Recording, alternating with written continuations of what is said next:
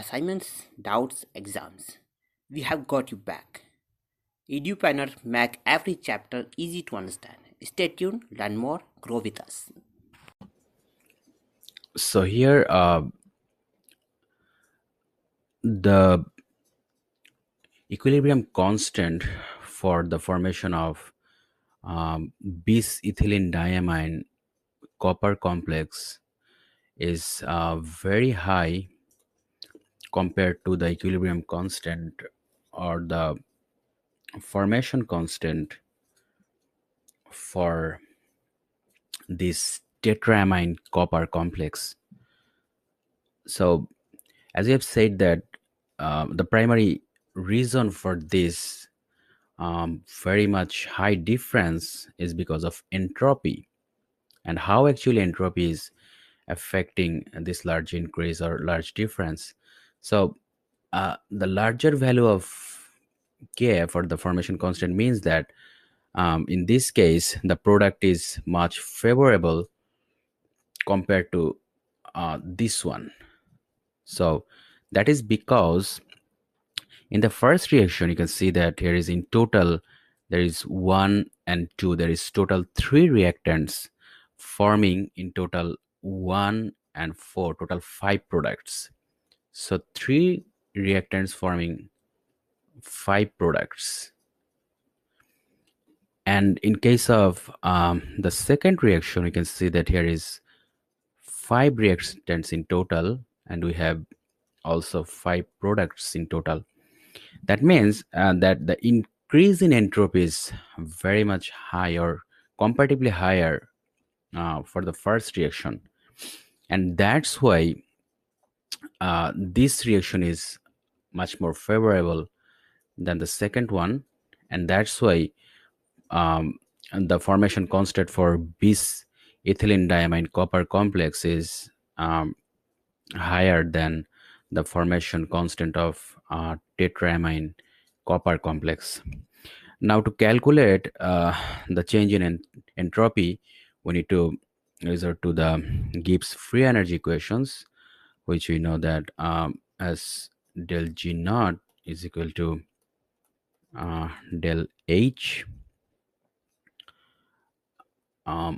minus T del S naught, where this del G naught is the Gibbs free energy, del H naught is the change in enthalpy, T is the absolute temperature, and del S naught is the change in entropy. And we need to calculate this value for the above equations. So as we have already mentioned in the question that the value of this enthalpy change is uh, about same in both processes, so we can ignore this and we can write um, del G naught is equal to minus T del S naught. And again, the Gibbs free energy has another form, minus RT ln K. So if we just replace the value of Gibbs free energy here and then just rearranging the equation, we can write the del S naught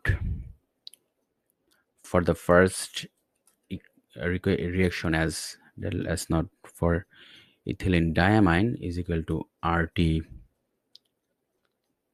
Oh, we will have the T's crossed up, like here if we just put it there, minus RT ln K, then our this T and this T will just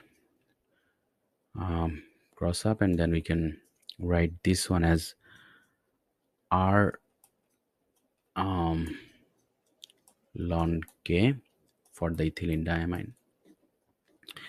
Now if we just plug in the values, so the R is the gas constant, or which value as an 8.314 for the joule per mole Kelvin unit, and then we have a K value of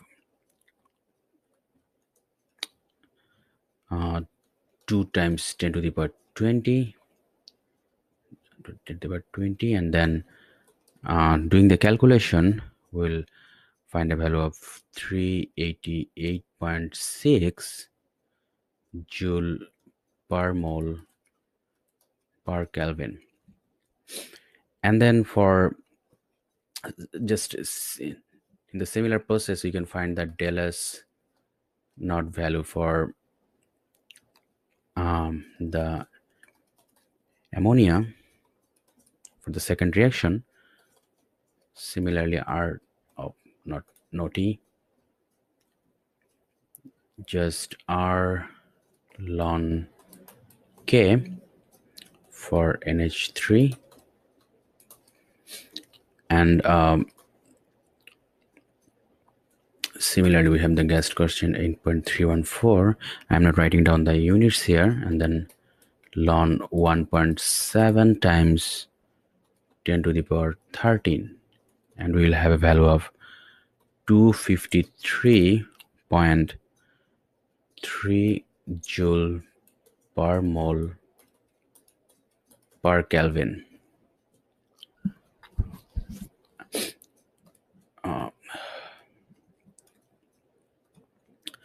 Now if we just find out the difference between these two, we can write 388.6 minus 253.3 joule per mole per Kelvin, and we'll have a value of 1 times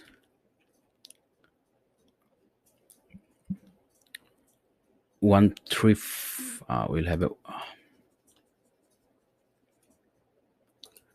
135.3 joule per mole per Kelvin.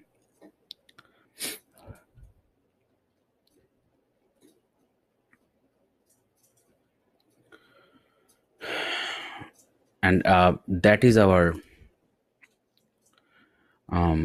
the del S, that is the difference between our del S naught values, which we are asked to find out in this problem.